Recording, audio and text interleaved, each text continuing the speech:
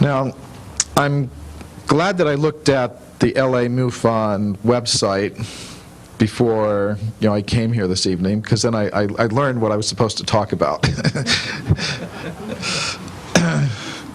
So the topics I'm going to go over this evening are the archaeological evidence for extreme human antiquity and how it relates to different ideas connected with UFOs. Then I'm also going to give you a little bit of a preview of my next book, Human Devolution, which will be coming out this fall.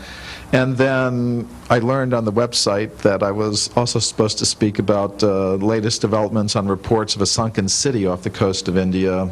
And I'll also speak about some other research that I'm doing there.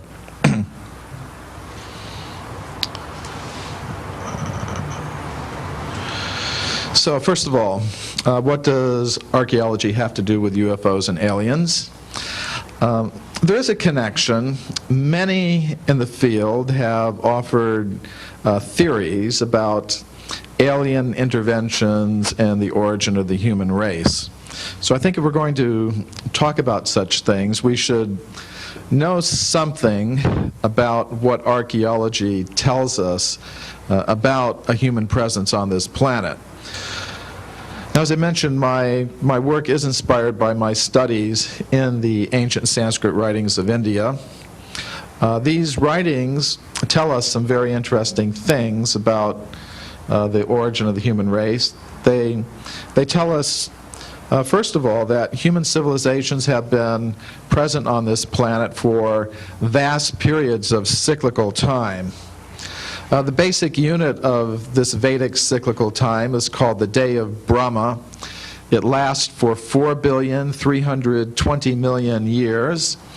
It's followed by a Night of Brahma, which also lasts for the same period of time, 4,320,000,000 years.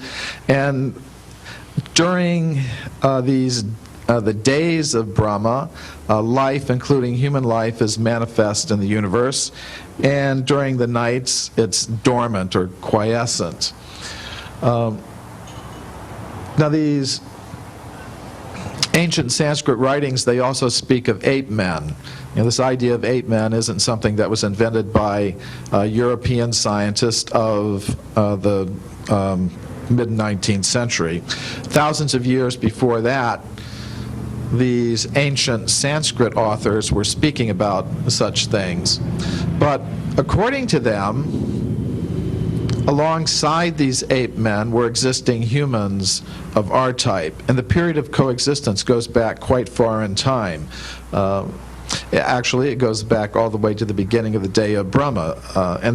According to the Vedic cosmological calendars, the Day of Brahma began about 2 billion years ago. So, Vedic archaeologists might expect to find evidence for a human presence going back that far, about 2 billion years.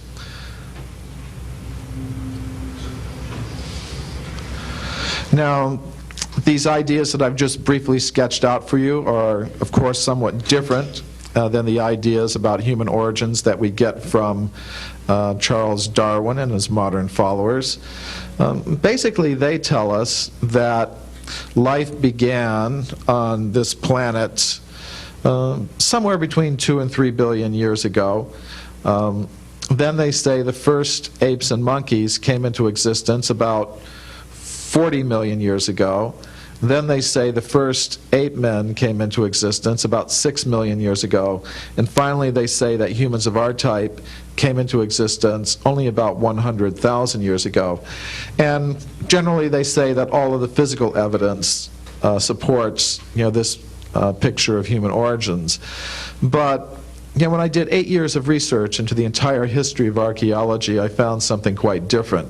I found that over the past 150 years, archaeologists have discovered huge amounts of evidence showing that humans of our type have been present on this planet for this entire period of time. And the evidence takes the form of human skeletal remains, human artifacts, and human footprints.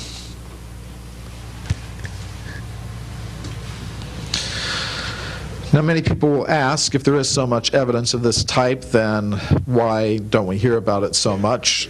And Sandra and Jolene referred to this process of knowledge filtration, which we see, illustrated here. We can call the blue box the knowledge filter, and I'm sure you're very familiar with how this operates in your field, of UFOs and aliens.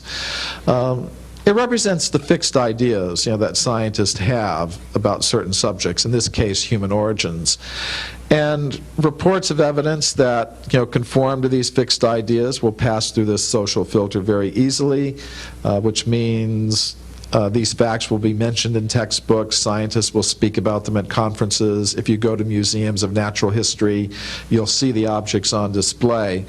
But if we have reports of evidence that radically contradict these fixed ideas, then they tend to be rejected, which means we don't hear about them, we don't read about them in the textbooks, we don't see the objects in the museums. What I'd like to do now is go over some representative examples of the kinds of evidence that I'm talking about.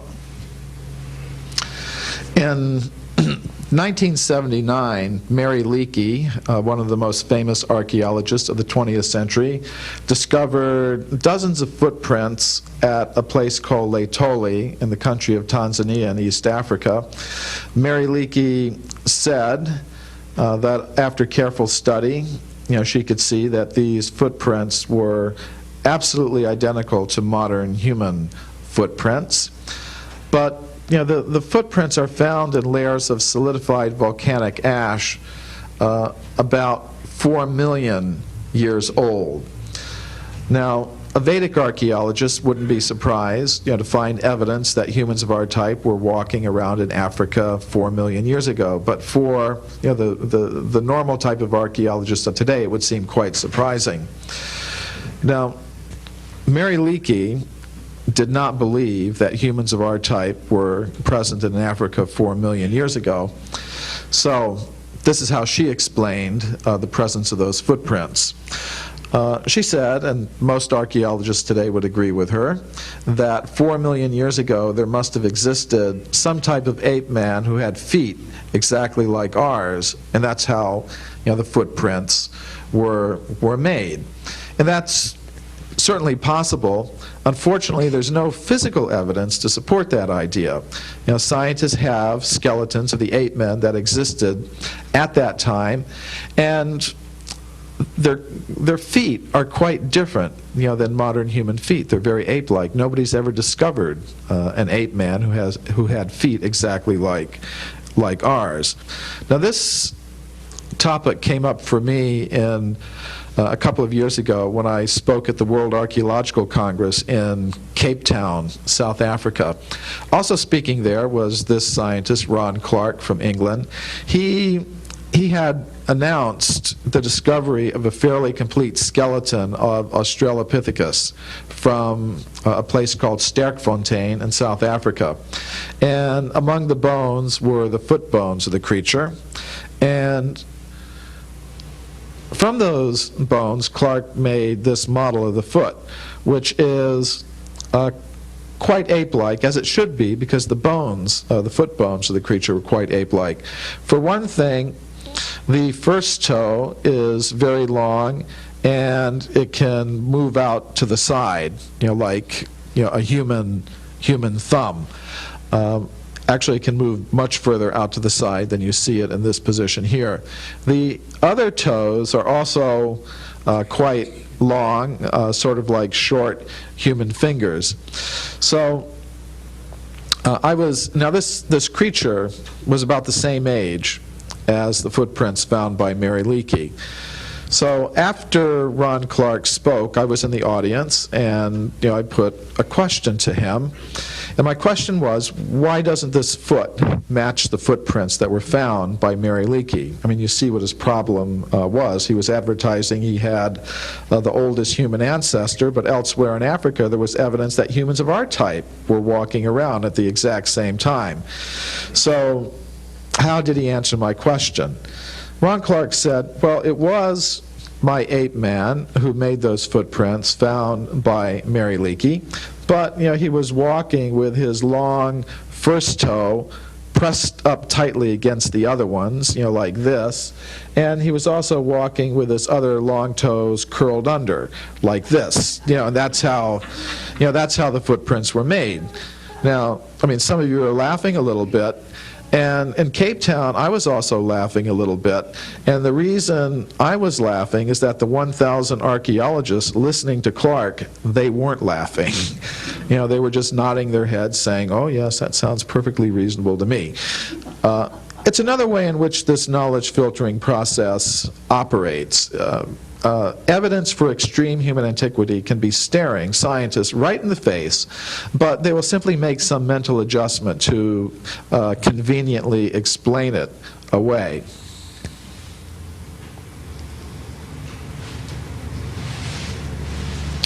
Now this is an anatomically modern skull. It was part of a fairly complete anatomically modern human skeleton. It was found by the Italian geologist Giuseppe Ragazzoni in the late 19th century at a place called Castanedolo in northern Italy. And he found it in layers of rock roughly 4 million years old, the same age as the footprints found by Mary Leakey. Because sometimes people will say, okay, you've got footprints, but what about a skeleton of a human being 4 million years old? Do you have that? And yes, we do have that, and this is part of the evidence. Now, what I like to do in cases like this, I mean, just as you like to investigate UFO reports, I like to investigate things like this. I went with an Italian friend of mine to northern Italy, and we went to the town of Castanedolo, and we tried to relocate the site where this discovery was made. In going through the area, we met at a house near the place where we were searching this gentleman, elderly gentleman, and actually he turned out to know quite a bit about the case. Here I was giving him showing him a copy of the Italian edition of my book, The Hidden History of the Human Race. But he had in his possession some interesting documents. For example, he had this old geological report about the hill at Castanedolo where this particular discovery was made. And there's mention here of Pliocene man. So Pliocene is the geological period that goes back to around 4 million years ago. This report contained a fairly detailed description of the exact place of the discovery, and with the help of this gentleman and this detailed description in this old document, we were able to relocate the site where this discovery was made, and I think it provides an opportunity for further research in this same area. Now,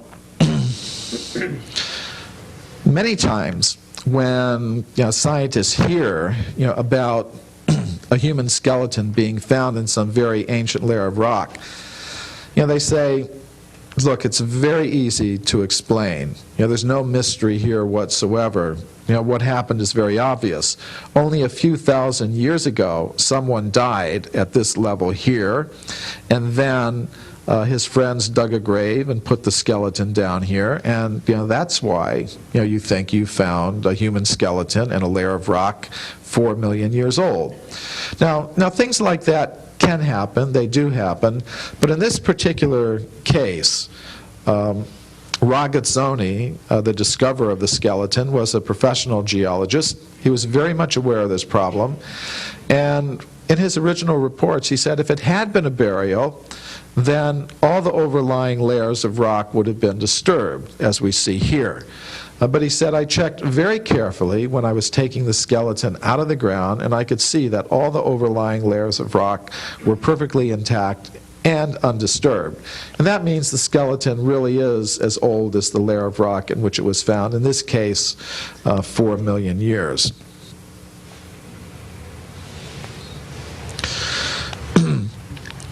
Now this is Carlos Ribeiro. He was the chief government geologist of Portugal in the latter part of the 19th century, and he discovered hundreds of human artifacts in his country of Portugal in layers of rock 20 million years old. He displayed these artifacts in the Museum of Geology in Lisbon, and I visited that museum a couple of years ago. But you won't see the objects on display today. He displayed them here in these cases, but today they're kept locked in these cabinets down here where nobody can see them. Now, I did get permission from the director of the museum to study and photograph these objects for a report I gave at the European Association of Archaeologists annual meeting, which was held in Lisbon a couple of years ago. And this is a photograph of one of the artifacts. It's a pointed artifact made of flint, and it has use marks on it. It comes from a place called Morganheira in Portugal. It's interesting what happened with this artifact. As I said, it came from layers of rock 20 million years old, and when Ribeiro was living, the objects were displayed in the museum with labels indicating an age of 20 million years. Now, when he died, the next generation of officials in the museum left the objects on display, but they changed the labels. And this is the new label that they wrote for that particular object. The first line says instrument of flint. It comes from Morganheira. It was discovered by Ribeiro. This line gives the age. It says Paleolitico Superior. That means the Upper Paleolithic. And according to archaeologists, the Upper Paleolithic period in Europe goes back about 20,000 years. So it's interesting what they did. They looked at the objects. They said 20 million years, that's impossible. 20,000 years, that sounds about right. So they wrote the new labels for the artifacts. But then the next generation of officials in the museum, they put the whole collection away. And if you went to that museum today, you would not see these objects. You would not even be aware that they were even there. A similar case from Belgium. This is the Belgian geologist Routot. Early in the 20th century, he discovered hundreds of human artifacts at a place called Boncel in Belgium. And using his old maps and documents, I rediscovered the place where he found these. This is an old quarry near Boncel. Belgian archaeologists told me, you're just wasting your time. You'll never find the place. It's probably a parking lot or a supermarket by now. But I did rediscover the place, and he found these artifacts in these bottom layers of this quarry. And these layers down here, according to both Routot and modern geologists, are about 30 million years old. Now, the objects are still in the collection of the Royal Museum of Natural Sciences in Brussels. If you go to that museum, you won't see them. Now, if you'd gone there in the year 1920, you would have seen them on display in the main hall of the museum with ages of 30 million years attached to them. But after Routot died, his colleagues thought, we can't have this. This is impossible. Humans didn't exist 30 million years ago. So they took the collection off the display shelves, and they locked them away in the the storage rooms of the Department of Archaeology. Now, I went there about a year and a half ago, And I did get permission from the director of the museum to see and photograph these artifacts for a report I gave at a major international conference on archaeology that was held in Europe. They're still there. If you go there, you won't see them, however. Now, a case from our own state of California. It's always fascinated me, the California gold mine discoveries. Of course, we all know about the California gold rush, and the miners came from around the world to get the gold there.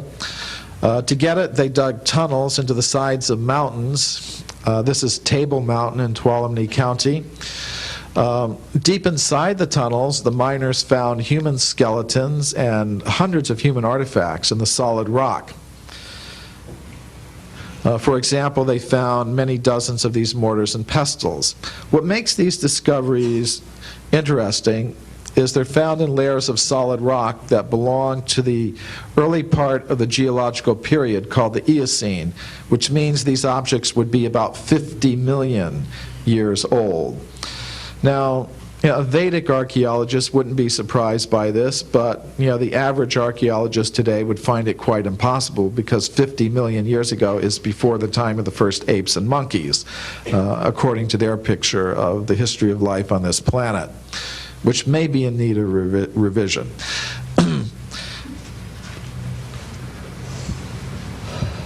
Now, these discoveries were reported to the scientific world by Dr. J.D. Whitney, who was the chief government geologist of California. He wrote a massive book about them that was published by Harvard University in the year 1880. But we don't hear very much about these discoveries today because of this process of knowledge filtration. And this is the scientist most responsible for the knowledge filtering process in this particular case. This is Dr. William B. Holmes of the Smithsonian Institution in Washington. And what he said is this. He said, if Dr. Whitney had understood the theory of human evolution, then he would not have announced those discoveries, despite the imposing array of facts with which he was confronted. In other words, if the facts did not go along with the theory, then the facts had to be put aside. And that's exactly what happened. And Sandra asked me to say a few words about some of the reactions that came when we started trying to get these facts out to the public. As Sandra mentioned, a few years ago I was a consultant for an NBC television special called The Mysterious Origins of Man, hosted by Charlton Heston. And the book was largely based on the material from, the television program was largely based on material from my book, Forbidden Archaeology. And during the filming, we tried to get permission to see the artifacts, which are in the collection of the Phoebe Hearst Museum of Anthropology at the University of California at Berkeley. We were refused permission at that time. And nevertheless, we did go on with the program, but it was interesting to see, what happened when scientists learned that this program was going to be shown on NBC. They tried to get the General Electric Company, which owns NBC, to stop NBC from showing the program. They weren't successful. The program was shown several times, and then it was interesting what happened. The scientists attempted to get the United States government to punish NBC for showing the program. This is a letter from one of them to the FCC, asking the FCC to investigate and censure NBC for having shown this program to the American people. And this wasn't just one isolated letter that one scientist sent in. This was an organized campaign run from the University of California at Berkeley. Scientists all over America and all over the world were invited to send letters of support to the FCC. In support of this. And what they wanted the FCC to do was to force NBC to make primetime apologies for having shown the program, and also they wanted NBC to be fined millions of dollars so that they would never do anything like this again. Now, I'm happy to say that the FCC didn't do that, but it may be a fact that because of attempts like this, the networks may have been a little bit intimidated. So we'll see what they'll do in the future regarding getting more of this information out to the public. Now, it's interesting. Recently, I reapproached the officials at the Museum of Anthropology at the University of California at Berkeley. And this time, I went to them because I wanted to present a paper on these discoveries at the next World Archaeological Congress, which is being held in Washington, D.C. in June. And actually, I'm one of the co-organizers of a section on history of archaeology for that conference, which is one of the major international gatherings of professional archaeologists. So on the strength of that, they did allow me to go into the storerooms of the museum and photograph and study the artifacts, finally. And this is a picture of me in the museum there, storerooms. And these are some of those very same 50-million-year-old artifacts from the California gold mines, which are not displayed to the public, but with some persistence, I was able to get in there and see them. And then also from some of the old maps and documents, I decided I want to try to relocate some of the gold mines that these objects came from. So this is Table Mountain in Tuolumne County as it exists today. I showed you the diagram there. So trying to find these gold mines was like looking for needles in haystacks, but somehow or other with my team of assistants, this is on the left there, Lori, who's back there at the table, and another one of my assistants is a graduate student in archaeology. Using the old maps and documents, we actually were able to find.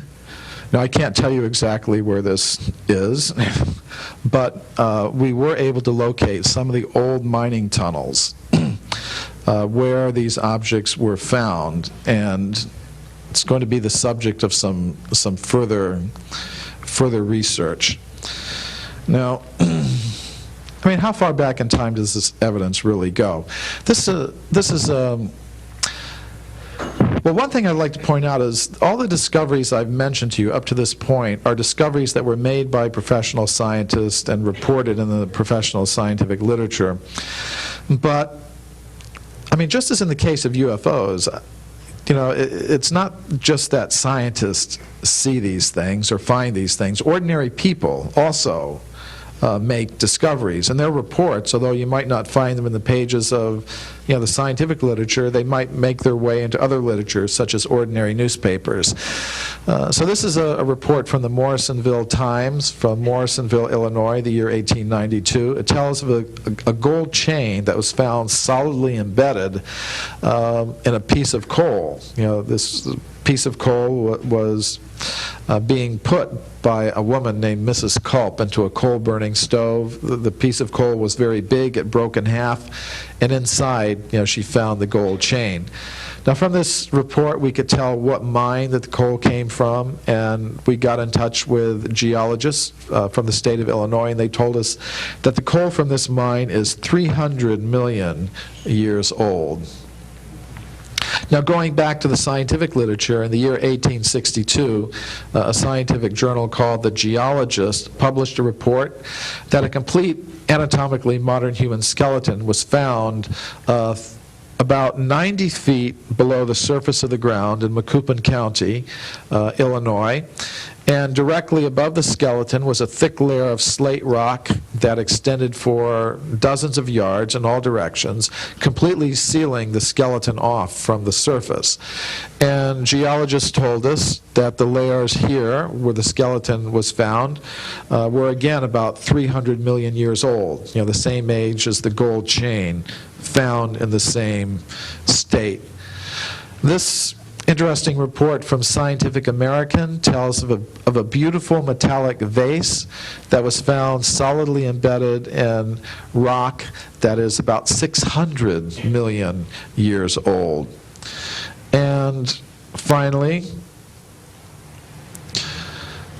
the oldest objects that I encountered in the research that I did were round metallic spheres that have been found over the past 30 years or so by miners in South Africa. They come from a mine near a place called Ottosdalen in the western Transvaal region. The objects, they're not huge like this. They're 1 or 2 inches in diameter.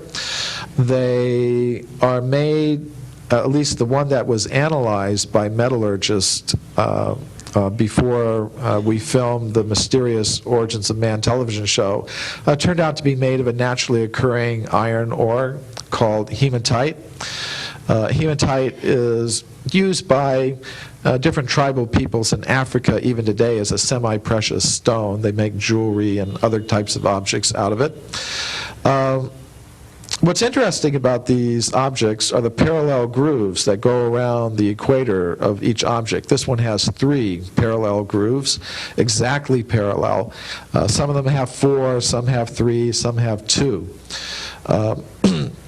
I gave one of these objects to researchers from New England MUFON, New Hampshire MUFON. They had some engineers there who were interested. And they sliced one in half, and the engineer who was studying them measured from the center out to the edge, the radius. He said the radius, he said, varied only by 1/4000th of an inch, all the way around. So he considered it to be very finely machined, a very finely machined object to a tolerance that's very difficult even for manufacturers today to reach. But what's interesting about these objects is they're found solidly embedded in mineral deposits over 2 billion years old. And the metallurgists who did examine them say they could see no way in which they could have formed naturally in the layers of the earth, and therefore they had to have been manufactured by someone with human-like intelligence. So generally, as I said, we're told that all the physical evidence supports this idea that humans of our type came into existence only about 100,000 years ago, but I think that's not true. I've only given you a tiny sample of the evidence for extreme human antiquity that's documented in forbidden archaeology. But I can assure you that there are massive amounts of evidence showing that humans of our type have been present throughout this entire period of time. And I think if we want to theorize about how extraterrestrial interventions may have influenced the presence and development of the human species on this planet, we have to take this evidence into account. Now, what I'd like to do now is move on to the second of this evening's topics. I was asked to give a little preview of what's coming in my book, Human Devolution, which will be out this fall. This is the cover of it. It's the book is going into production, but it won't be available for sale until later this year. It's called Human Devolution, a Vedic alternative to Darwin's theory, and it includes quite a bit of information that comes from the UFO field, because I think that's part of the story.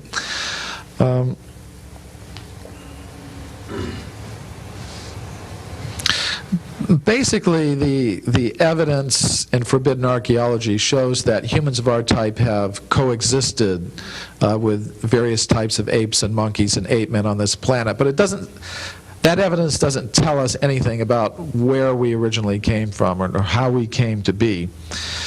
So I propose, however, that before we ask the question, where did human beings come from, we should first of all ask the question, what is a human being?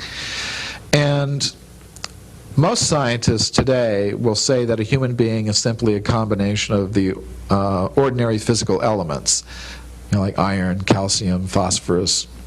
But I am going to propose that it's more reasonable to start with the assumption that a human being is composed of three things: ordinary matter, and mind, and consciousness, or spirit, each existing as separate elements.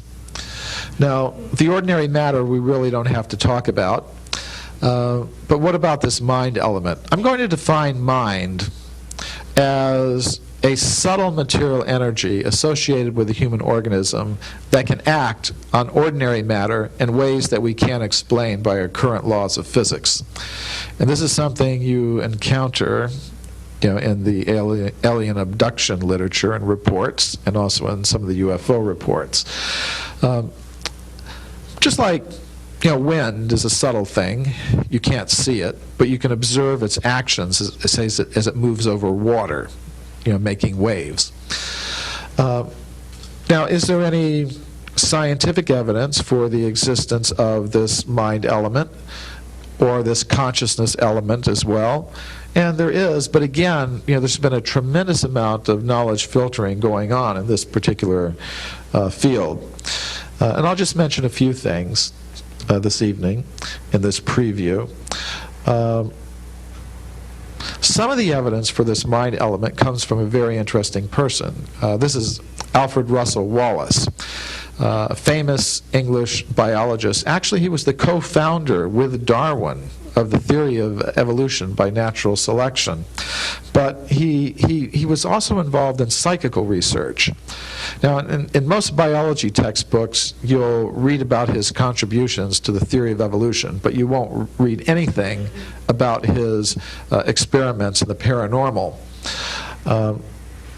Actually, Darwin was quite upset with him. He said, by researching into these paranormal topics, you're murdering our joint child, the theory of evolution. So Charles Darwin was very unhappy with Wallace. But Wallace was joined in his psychical research by another English scientist, Sir William Crookes, who received a Nobel Prize in physics, and he was also president of the Royal Society, which still is England's premier scientific organization. They were investigating mediums. One of the mediums they investigated was Daniel Dunglass Hume. And he could do some interesting things. Like, he could take an accordion, and he would hold it with one hand here, and the keys would be here, and just holding it with one hand, he could make this play elaborate tunes. It was really inexplicable. Of course, being good experimental scientists, Wallace and Crookes thought, well, what could possibly be going on here? The first consideration was, well, he's got a trick accordion. So they bought a brand new accordion and used that in their experiments. Then they thought, well, somehow or other, by some sleight of hand, he could be getting his other hand down there on the keys. So they constructed a cage so that he would have to hold the accordion like this. The keys are down here.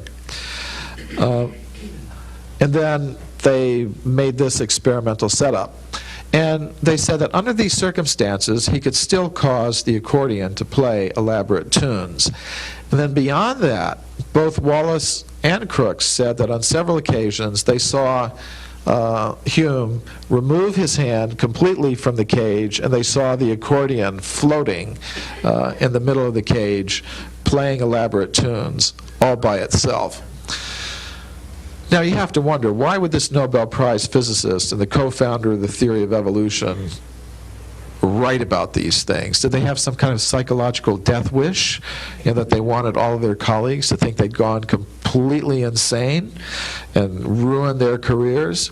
I don't think so. I think they wrote about these things because they actually observed them, and they wanted their colleagues and the public to know about them. They also, on several occasions, saw Hume levitate. And these levitations were not done on a stage where you could have elaborate apparatus, as magicians do today. They occurred in the drawing rooms and of ordinary English people, and he would just, right in the middle of a group of people, just rise into the air in a home where he'd never been before, where there was no opportunity for him to prepare any type of elaborate apparatus. And both Wallace and Crookes testified to this in writing several times. Another example, Marie and Pierre Curie. Every physics student learns about them.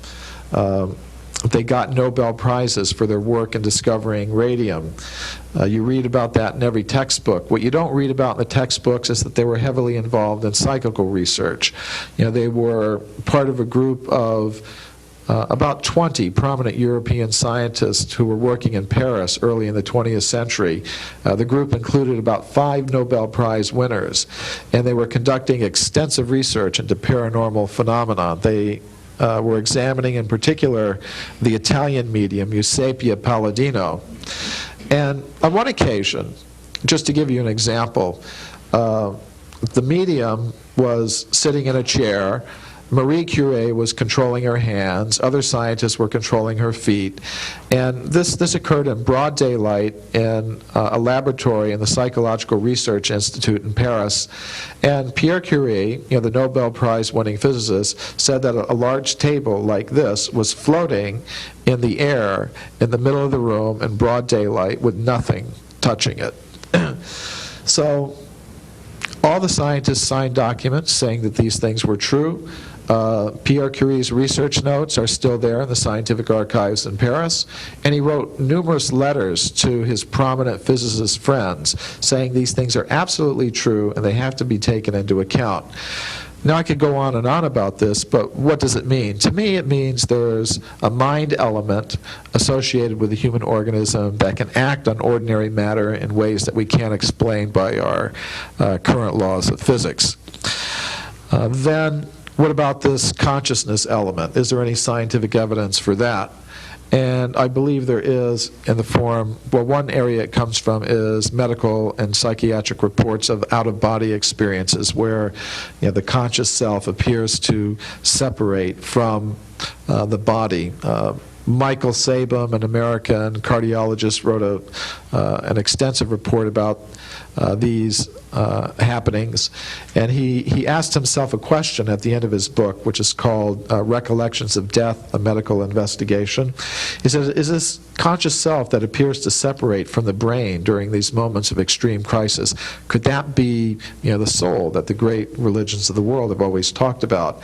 Now, he didn't answer the question, but I believe, and I believe he believed, that the answer to that question was yes. So what does this mean? It means to me that, well, probably our whole universe, our whole cosmos is structured according to levels of ordinary matter, subtle mind, and pure consciousness or spirit.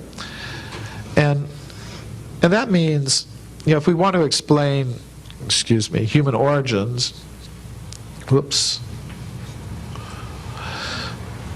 if we want to explain human origins, we have to do more than just try to explain how the chemicals came together. We have to try to explain how consciousness, mind, and matter came together in the human form.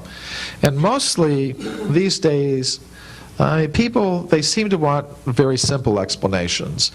Either they want a very simple creation account where God just immediately creates everything, or they want some simple evolutionary account where chemicals combine in the Earth's early ocean and then they turn into human beings, or they want some very simple extraterrestrial intervention type of account. But I think the actual story is going to be much more complicated. I think it's going to involve all of these things, and that's what I'm proposing in Human Devolution. I'm proposing that, yes, some guiding cosmic intelligence is involved in the process of human origins, but there is also an evolutionary process going on in the cosmos. By evolution, we mean reproduction with modification. Things reproduce, living organisms, they reproduce, and in the course of that reproduction there are changes. But what I would propose is that yes, there is a reproductive process going on. And I think you get into this in some of your alien abduction reports about strange variations of the reproductive process. So what I'm going to suggest is that there is a reproductive process going on in the cosmos by which higher beings, through a process of what we might call controlled breeding or guided genetic engineering, are, through their reproductive processes, generating the forms of the living organisms that we see on our planet, including the human organism. So, but it's the opposite of the Darwinian evolutionary concept, which is why I call it devolution. The Darwinian process starts with the most simple things and then builds up to the more complex, whereas I'm proposing that we start from the more complex things, and by their reproductive processes they generate, you could say, the simpler ones. And in that process of reproduction, it goes from more subtle elements to denser elements. There's a lot that could be said about that, but I think that's... And then also, there is an extraterrestrial element to it as well, because it's a process that's not only happening on our Earth, but it's going on throughout the cosmos. The ancient Sanskrit writings do speak of such things. They do speak of people on this planet who are the product of reproductive processes involving beings from other planets or other dimensions of the universe. And of course, the ancient Sanskrit writings, as many of you are aware, speak of vimanas, of various types of spacecraft that travel from planet to planet on our dimension, and then there are also extra-dimensional craft that can travel between different dimensions. And there are forms of life adapted to all of these planets and all of these dimensions, and our human organisms on this planet are connected with all of these different dimensions and different organisms on other planets. So the actual picture of human origins may be much more complicated than any simple creation account or any simple evolution account or any extraterrestrial account that we're now familiar with. So that's a little preview of my next book, Human Devolution. And I think this human devolution concept, in connection with this archaeological evidence for extreme human antiquity, has the characteristic of a good scientific explanation, because a good scientific explanation should naturally accommodate the facts that are out there in the world without artificially manipulating the data set. To keep their ideas about human origins intact, today's scientists have to ignore all of this evidence for extreme human antiquity that actually is there in the museums, that scientists have actually discovered. They also have to ignore all of this evidence for the UFO and alien phenomenon. They have to ignore all of this scientific evidence for the existence of mind and consciousness as separately existing elements. They have to ignore all the knowledge that's accumulated in the great wisdom traditions of the world. Who's dealing with reality? I think they're excluding vast categories of evidence from the real world out there to maintain their particular theories.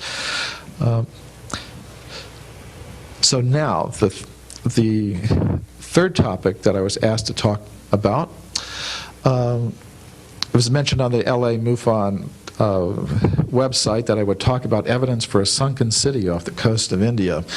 So it is a fact that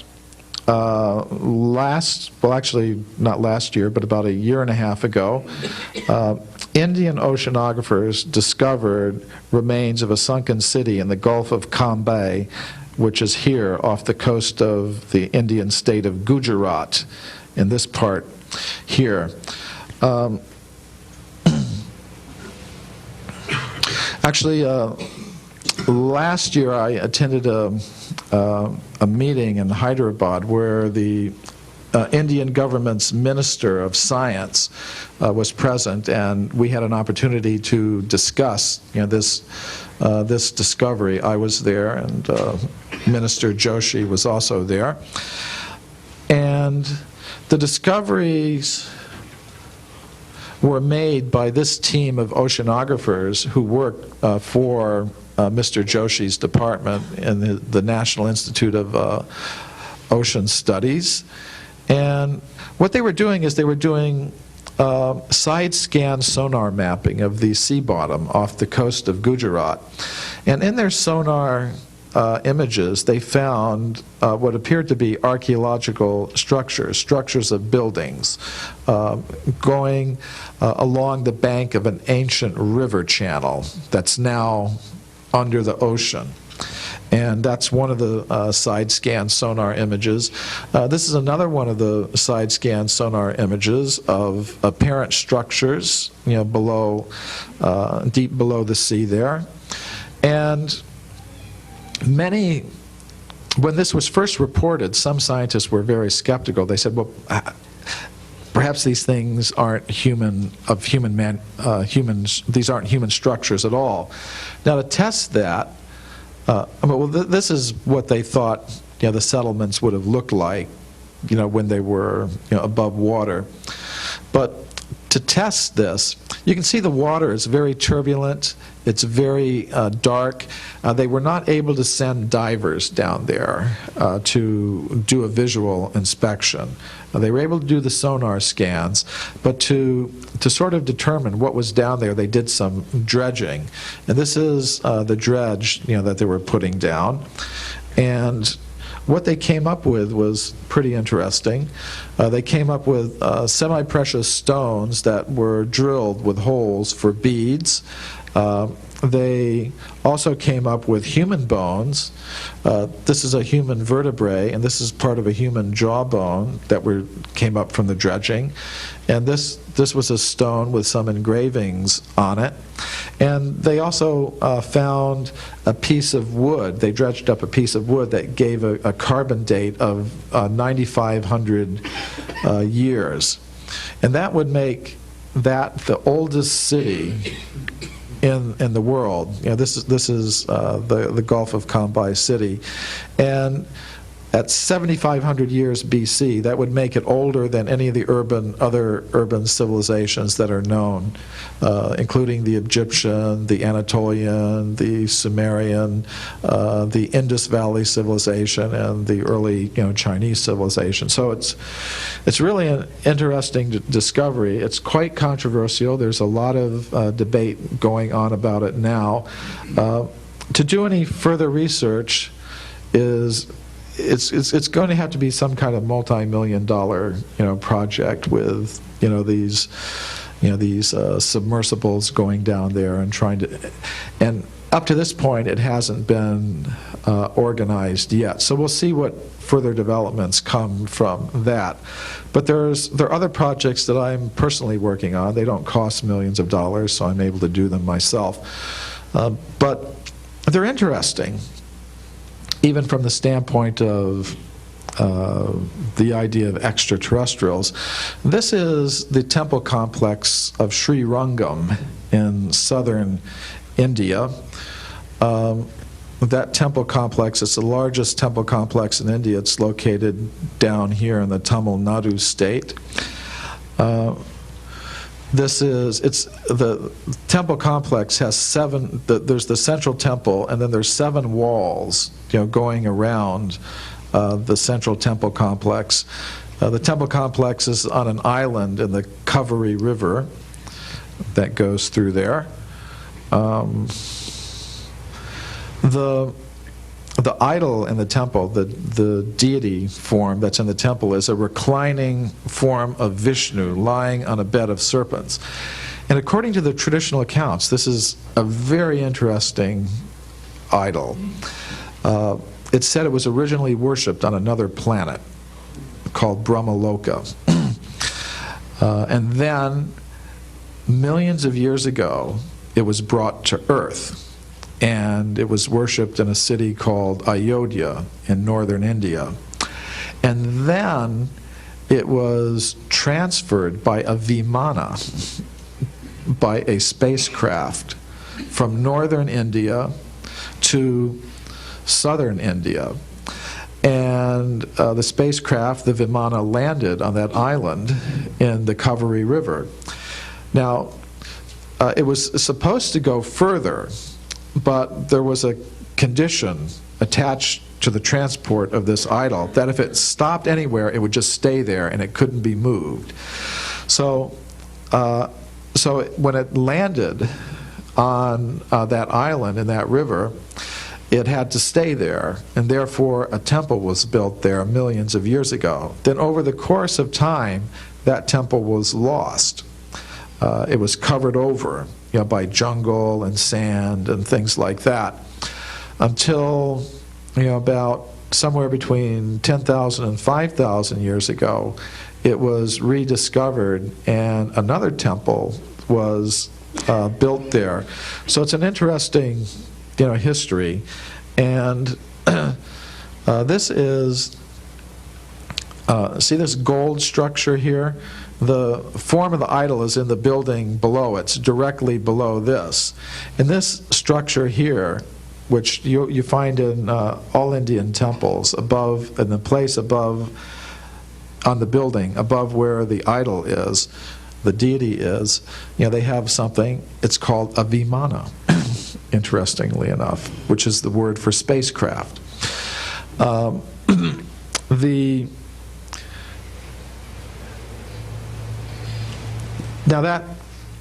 the most recent structures in the temple are said by traditional sources to be about 5,000 years old. And that's interesting because according to current historians, there should have been no Vedic culture present in India 5,000 years ago. Certainly no complex temple structures like that. So I'm a little interested in this particular place, and I'm interested in trying to show that it's at least 5,000 years old. And what to speak of, this whole history of that idol coming from other planets by spacecraft. I mean, that's another whole area. But what I would like to show to archaeologists and historians is that place is at least 5,000 years old. And there are some documents that say that this is the third wall, the third boundary wall of the temple. There are 7 boundary walls. This, according to some ancient documents, is about 5,000 years old. Now, I went to this place with an Indian archaeologist who's promised to be helpful. And our first effort is just to see if there's any place where we could do some excavations. Obviously, we couldn't do it somewhere like this because it's open to the public and it's just too much built up. But we did find some places along the boundary wall where we possibly could do some excavations. This is the Indian archaeologist who's helping me get the proper permissions from the temple authorities and the Archaeological Survey of India to do this research. But we were mainly just looking for places where we could do this, and we did find some open places where we could do that research. And if the proper permissions are obtained, then I would go back there in December to do that research. So those are my 3 topics. The evidence for extreme human antiquity and the extraterrestrial hypothesis, a little preview of my book Human Devolution, and a little report on the sunken city and some other work that I'm doing in India. So thank you very much for